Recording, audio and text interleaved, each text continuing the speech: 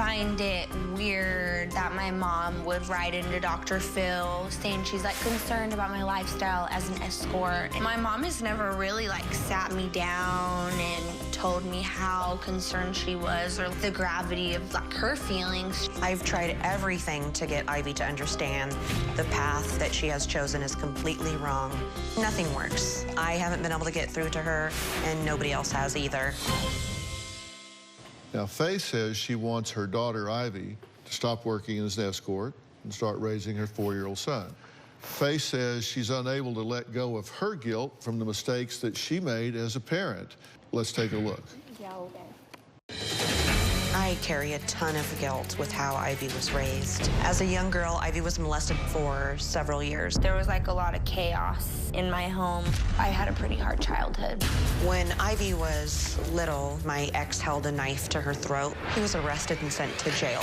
I was told that I could absolutely not see my ex, but the fact is that I did continue to see him. Child Protective Services found out, and Protective Services took Ivy and my son away because I was failing to protect them. And then I lived in foster cares and then eventually moved in with a family member. After 4 years, I was able to get Ivy back, but I was never able to get my son. He was put up for adoption. I was about 12 and I was able to go back and live with my mom.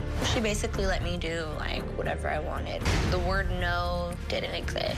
To this day, the amount of guilt that I carry is completely unbearable. I know my mom holds a lot of guilt and I feel like she should. She was pretty irresponsible. What I said to myself at the time, after everything that I did as I failed as a mom, I never wanted her to be mad at me. I never wanted her mad at me again, so I just let her do whatever she wanted. I can't even tell you the amount of guilt I have, the So you mistakes that I were made. parenting from guilt, because according to Ivy, you're right. You never said no. There was no curfew. You allowed marijuana and alcohol at 12. You allowed her to date this 20-something at 13, 14. You allowed sex at 14. She says you always chose men first, and you acted more like a friend and a sister than a mother because you didn't want her to be upset with anything, so you didn't want to be an authority figure. She says you're very lenient with your grandson. You do accept the escort money, kind of as child support. And this is something that was part of the tape piece. You maintained a relationship with the predator that molested your daughter. She still does to this day. That's not true. You have a man that you know molested your daughter beginning at the age of 3, and that gets found out, confronted. He holds a knife to her throat, and then you say, I continued the relationship with him because I was, quote, hung up on him. I don't think I said it that casually. I think that I more said that it was, that relationship was like literally like an addiction for me, like a heroin addict or something like that. I could not break free of that relationship, obviously. I love her. I would never want all of this to happen. I just had problems. You know, I look at the generational legacy here, and you were an exotic dancer in your 20s, right? I was. You take money from her escorting. Did you ask her at one point how to be an escort? I did, but it wasn't because I actually wanted to be an escort. She was just hard up and needed money. No, that's not the, I was trying to get you to realize the gravity of what you're doing. And you would be like, oh my gosh. Well, that's the first time you're telling me this till today. You called me stressing out like, dude, I need money, I need money. I'm a very bright person. I could figure out how to be a hoe if I wanted to. And that's the truth that comes out. True colors right there. That's how she really feels about me. Faith's sister Hope says her niece Ivy needs to step up as a mother or lose her child, which is obviously in the cards. We'll be right back. I think Faith needs some very strict boundaries with Ivy. My sister needs to step up to the plate and lay down the law.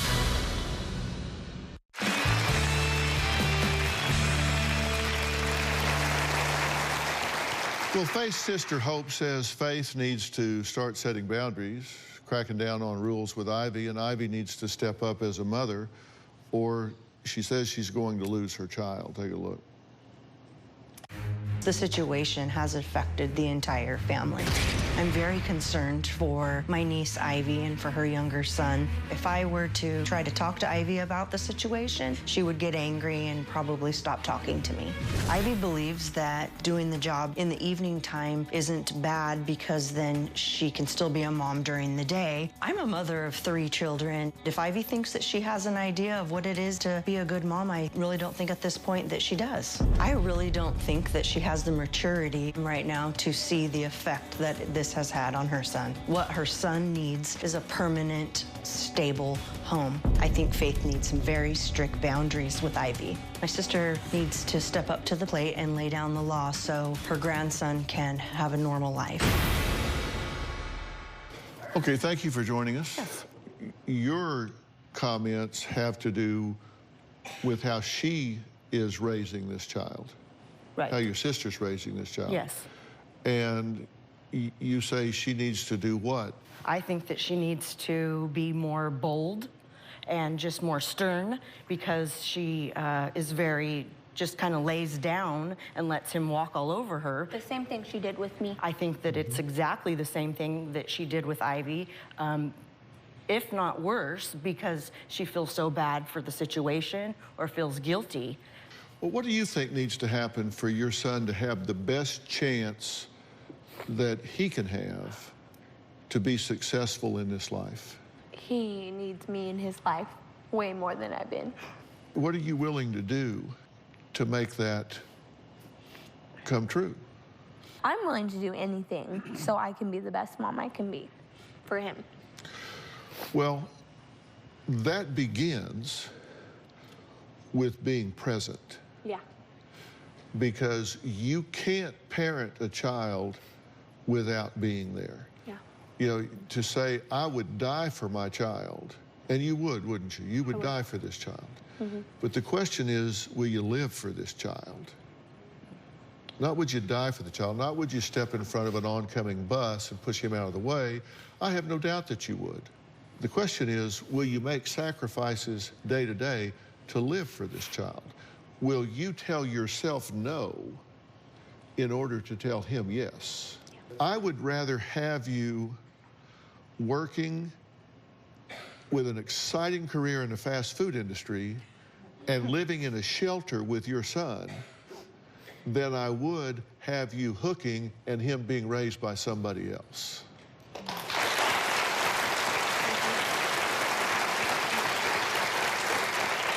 Because all your son knows is whether he can fall asleep at night or take a nap in the afternoon, laying his head on your chest. That's what he knows. He doesn't know whether he's in a 10,000 square foot penthouse or a bunk in the corner of a shelter. What he knows is home is where his mother is, and his mother is not there.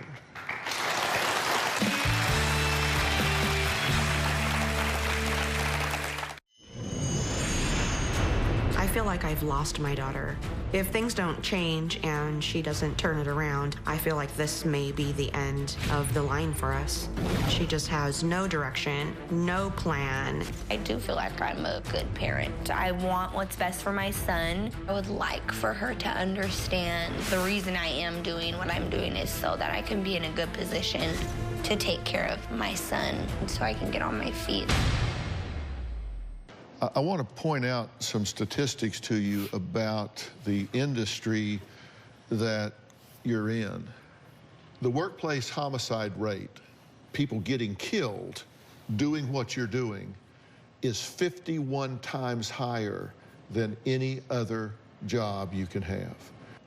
It's crazy. The overall mortality rate is 240 times higher. Not just that you get killed, just that you wind up dead.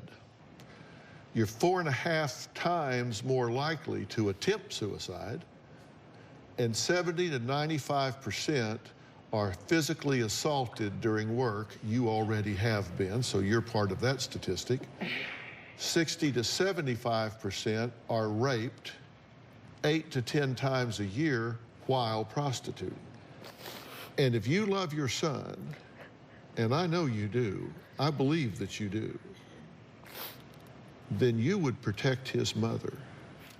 And you're putting his mother in harm's way, and that is reckless, negligent, and really selfish. Not being a good mom.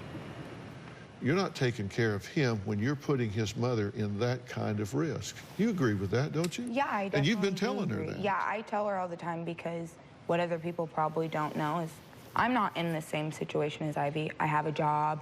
I live with my mom. My mom's in my business like nobody else is, you know. I pay my car payment, you know. I do what I have to do. So it does really hurt my feelings to see Ivy in the situation that she's in. And it is extremely, extremely dangerous. And the way people treat people in that profession is just like garbage. And she doesn't deserve that, but Ivy will tell you herself, she doesn't think she deserves better. Somewhere along the lines, and I know that it lies with me, I communicated to her that she was worth nothing. And that's not really how I feel. She is so valuable, and she is so important, and she has so much potential. And I just want to apologize for my errors as a mom. And I hope that from here forward, we could come together. Yeah. You were not taught to value yourself, and you've passed that on to you, and you will pass that on to your son unless something happens to change that parental legacy. Ivy's entire family came here to set her straight. Well, we're going to talk about how that's possible. I mean, and this getting set straight is a family issue. This isn't an Ivy issue. This is a family issue. After the break.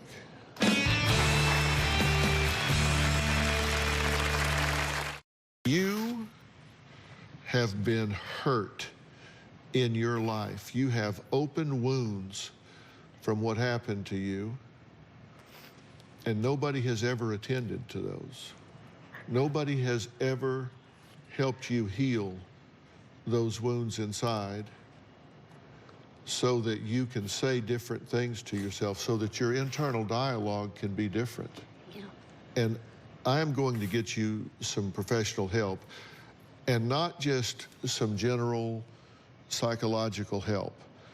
There is very specialized help available. People that specialize in helping folks that have survived the trauma that you have survived. And you need that, and you deserve that. And then knowing, I sacrificed for my son, I healed myself for my son, and I can lead him through this life. And you're going to like that a whole lot better than what you're doing now, because you don't like yourself now doing what you're doing. But that can change, and I'm going to get you that help starting right away. Okay?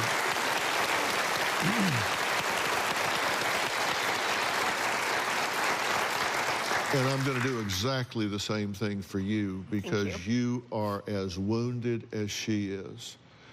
And you two can help each other. You can either help each other circle the drain and go down and drag that little boy with you, or you can help each other climb up out of this muck and forgive each other for what you have done to damage each other, and grow together as women of strength in this world. And that's what I want to happen for the two of you. So I'm going to make those arrangements. Fair enough? Okay.